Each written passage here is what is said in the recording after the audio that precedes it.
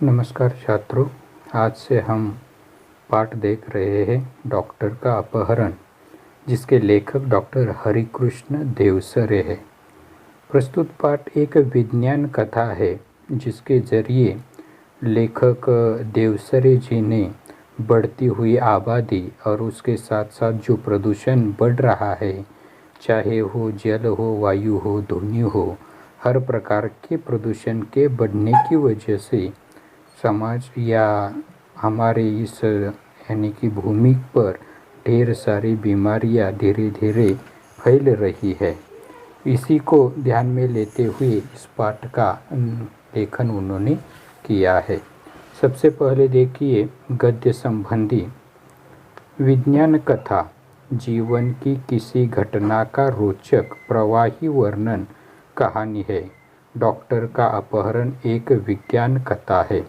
प्रस्तुत कथा के माध्यम से देवसरे जी ने उद्योगों के अंधाधुंध विकास, मशीनों की बढ़ती संख्या, फैलते प्रदूषण, बढ़ती बीमारियां, जलवायु परिवर्तन के कुप्रभावों के प्रति हमें जागरूक किया है। यानी कि प्रस्तुत गद्य के माध्यम से हम देखते हैं कि समाज में ढेर सारी समस्याएं निर्माण हो रही है। दिन ब दिन उद्योग धंधे बढ़ रहे हैं, मशीनों की संख्या बढ़ रही है, जिसकी वजह से ढेर सारे प्रदूषण निर्माण हो रहा है और कई बीमारियां भी उसकी वजह से पनप रही है। अब देखिए पाठ। कुछ महीनों पहले अपने डॉक्टर भटनागर के अचानक लापता हो जाने का समाचार पड़ा होगा, लेकिन उसके बाद फिर उनके बारे में कुछ भी पता न चला। यानी कि समाचार पत्र के माध्यम से डॉक्टर भटनागर जी लापता हो गए हैं, यह खबर छप कर आई है, जिसे यानी कि ढेर सारे लोगों ने यह खबर पढ़ी है। हुआ यह था कि एक रात को लगभग 2 बजे उनके घर की कॉल बेल बज उठी।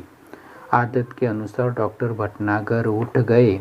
उनकी पत्नी जागकर भी बिस्तर पर ही पड़ी रही, क्योंकि वह जानती थी कि ऐसा तो रोज ही होता है। यानी कि हर दिन की तरह उनके रात में उनकी कॉल बेल बज उठी, जिससे वे उठकर चले गए और उनकी पत्नी जागकर भी बिस्तर पर पड़ी रही, क्योंकि वह जानती थी कि कई बार ऐसा होता है कि कोई मरीज अचानक आए तो डॉक्टर को अचानक रात में ही अस्पताल जाना पड़ता था।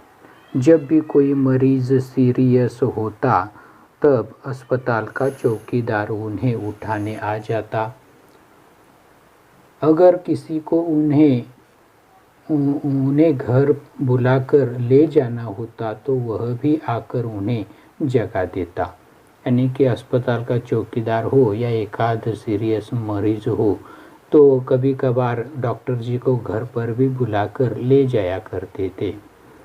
डॉक्टर भटनागर मरीजों की सेवा करना अपना परम कर्तव्य समझते थे, इसलिए वह इसका बुरा न मानते, बल्कि सहर्ष चले जाते। कोई उन्हें फीस दे या न दे, इसकी उन्हें कभी चिंता न थी।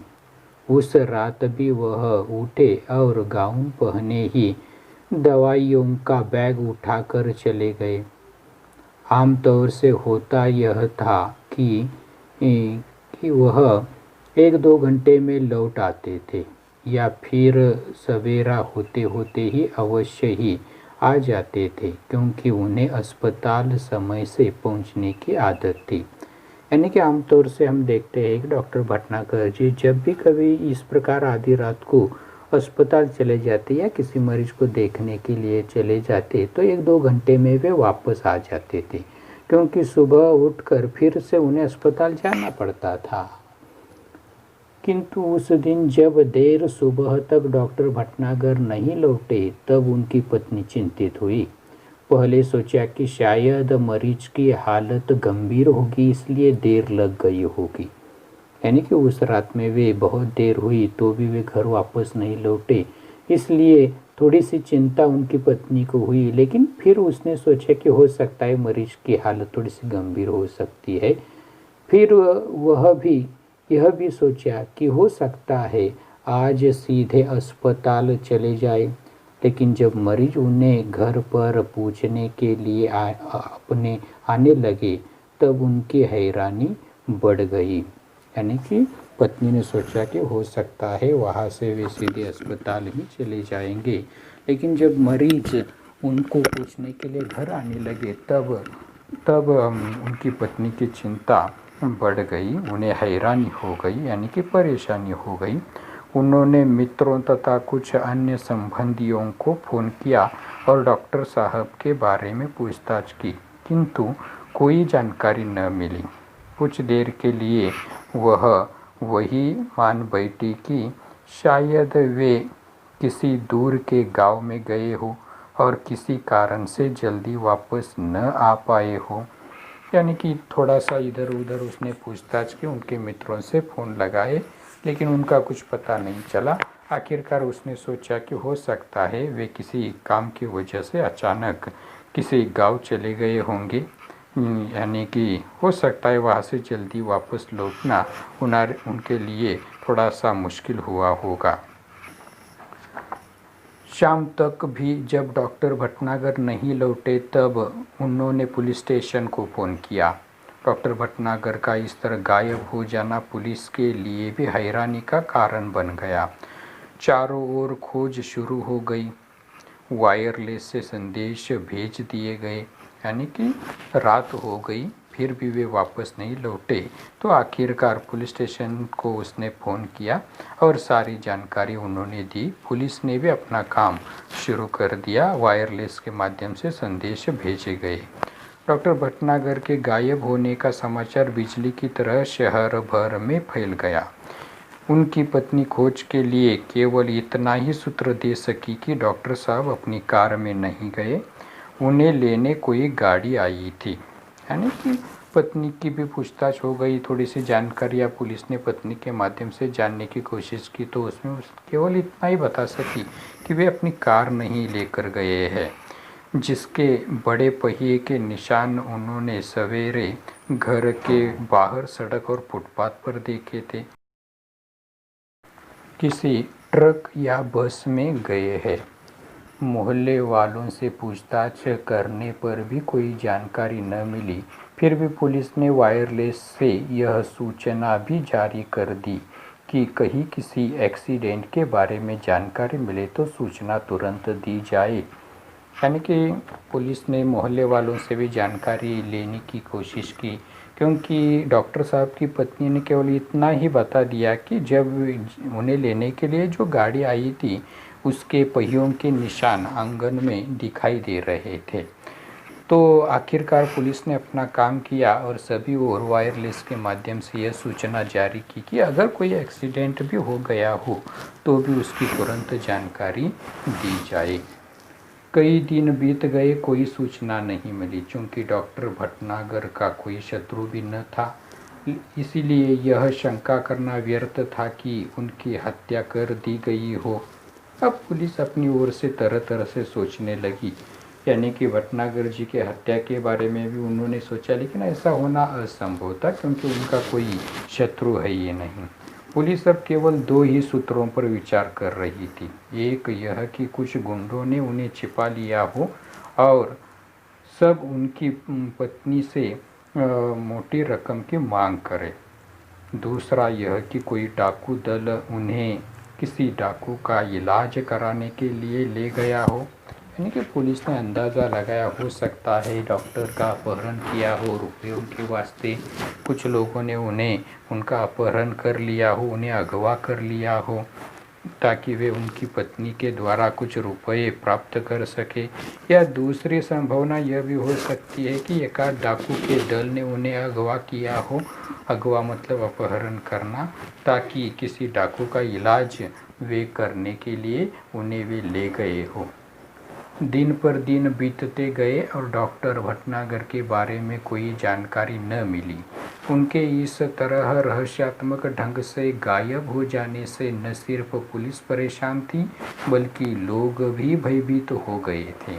यानी कि दिन पर दिन बीत गए, कई दिन बीत गए, लेकिन उनके बारे में कोई भी पता नहीं चल सका। मानो यह एक रहस्यात्मक बात बन गई, क्योंकि इस प्रकार आश्चर्यकारक ढंग से वे गायब हो गए थे, जिसकी वजह से पुलिस भी परेशान हो गई है। यही कारण था कि डॉक्टर भटनागर के गायब होने का समाचार केवल एक ही बार छापा गया और बाद में भय का वातावरण बन जाने के डर से उसे दबा दिया गया। यानी कि डॉक्टर भटनागर जी के इस प्रकार गायब होना, बार बार इस प्रकार की खबर छपना उचित नहीं है। समाज में भय का, घबराहट का माहौल निर्माण हो सकता है, इसलिए बाद में ज़्यादातर उसे छपा नहीं गया, यानी कि उसे दबा दिया गया। धीरे धीरे कई महीने बीत गए। श्रीमती भटनागर निराश हो चुकी थी। उनकी हालत पागलों जैसी हो गई थी। हर रोज सुबह उठती और दरवाजे पर आकर खड़ी हो जाती, जैसे वह डॉक्टर भटनागर के आने की प्रतीक्षा कर रही हो। यानी कि जैसे जैसे दिन गुजरने लगे, डॉक्टर भटनागर जी की पत्नी की चिंता बढ़ गई। श्रीमती भटनागर अब निराश हो गई, मानो उसकी अवस्था पागलों के समान हो गई थी। वो सुबह उठकर दरवाजे पर आकर अपनी पति की राह देखती रहती, उनका इंतज़ार वो करती रहती। कई महीने बाद एक दिन श्रीमती भटनागर के दरवाजे पर फिर से वैसी ही गाड़ी के पहिए के निशान देखे। उन्हें लगा कि शायद डॉक्टर साहब आए थे, लेकिन कहाँ है। उन्होंने तुरंत पुलिस को सूचना दी। यानी कि कुछ दिन बाद फिर से आंगन में उन्होंने देखा कि वैसी ही गाड़ी के पहिए के निशान दिखाई दे रहे हैं। उन्हें लगा कि हो सकता है डॉक्टर साहब अब आ गए होंगे, लेकिन ऐसा कुछ नहीं है। फिर उसने ये सारी जानकारी पुलिस को दे दी। खोज जारी हो गई। पुलिस का एक दल उनके घर पर भी आया। उसने गाड़ी के निशान देखे, लेकिन उस निशानों को देखकर कुछ भी अंदाज लगाना कठिन था। हाँ, एक सीढ़ी अवश्य मिली जो लिफाफे में बंद थी और उस पर श्रीमती भटनागर का नाम लिखा था। जैसे ही पुलिस को जानकारी मिली, पुलिस श्रीमती भटनागर जी के घर पर आकर उन्होंने देखे, उस गाड़ी के पहिए के निशान देखे, लेकिन वहाँ पर कुछ दिखाई नहीं दे रहा था। एक लिफाफा वहाँ पर दिखाई दिया, जिसमें एक सीढ़ी उन्हें अवश्य मिल गई। उस सीढ़ी को तुरंत सुनने की व्यवस्था की गई। सीढ़ी बजते ही सभी लोग हतप्रभ रह गए। उसमें डॉक्टर भटनागर बोल रहे थे। पुलिस ने तुरंत उस सीढ़ी को यानी कि सुनने की सुविधा की, और जैसे ही उस सीढ़ी में के बोल सुनाई दिए, सभी सुनने वाले हतप्रभ हो गए, निराश, हताश हो गए। तुम सब लोग मेरे लिए परेशान होंगे, शायद अब मरा हुआ समझ लिया हो, लेकिन मैं जिंदा हूँ और बिल्कुल ठीक हूँ। तुम लोगों से कई करोड़ मील दूर मैं एक अन्य सौरमंडल के ग्रह में हूँ। यानी कि उस सीढ़ी के द्वारा खुद डॉक्टर भटनागर बोल रहे थे। उन्होंने कहा कि तुम सभी लोग मेरे बारे में चिंतित होंगे। हो सकता है कुछ लोगों ने यह भी सोचा होगा कि डॉक्टर भटनागर अब जिंदा नहीं है, लेकिन उन्होंने कहा कि मैं तो पृथ्वी से करीब कई करोड़ मील दूर एक अन्य सौरमंडल के ग्रह पर वे है। हम धरती वाले सोचते हैं कि शायद दुनिया में जो कुछ है वह हम ही है, लेकिन इस ब्रह्मांड में तो हमारे सूर्य जैसे न जाने कितने सूर्य है और सभी के अपने अपने ग्रह है। यानी कि डॉक्टर भटनागर जी ने कहा कि आज तक हम यही सोचते आए हैं कि इस ब्रह्मांड में केवल हम ही मानव इस पृथ्वी पर रह रहे हैं, लेकिन ऐसा नहीं है। इस ब्रह्मांड में इस सूर्यमंडल जैसे कई सूर्यमंडल हो सकते हैं और दूसरे ग्रहों पर भी हमसे भी ज़्यादा प्रगत मानव हो सकता है। उन ग्रहों पर दुनिया बसी है और हमसे वे लोग कई गुना ज़्यादा उन्नतिशील है। मुझे यहाँ आकर अपने परिवार, मित्रों, देश और पृथ्वी से दूर का दुख तो बहुत ही ज़्यादा है, लेकिन इस बात की खुशी है कि मेरा यह भ्रम जाता रहा कि दुनिया में सिर्फ हम ही है। मुझे उम्मीद है कि पृथ्वी के लोग मेरी इस बात से कुछ सबक लेंगे। यानी कि उन्होंने समझाया कि मैं जिस ग्रह पर हूँ वहाँ के लोग बड़े ही उन्नतिशील हैं और माना कि मेरे परिवार, मित्रों, देश या पृथ्वी से दूर होकर मुझे बहुत दुख भी हो रहा है, लेकिन एक बात की बड़ी खुशी मुझे हो रही है कि मेरा जो आज तक जो भ्रम था, मैं जो मान रहा था, सचमुच उसी प्रकार एक दूसरी दुनिया मुझे यहाँ पर दिखाई दी है। यानी कि मुझे उम्मीद है कि पृथ्वी के लोग मेरी इस बात से कुछ तो सबक लेंगे। तो धन्यवाद छात्रों, अगला पाठ अगले भाग में हम देखेंगे।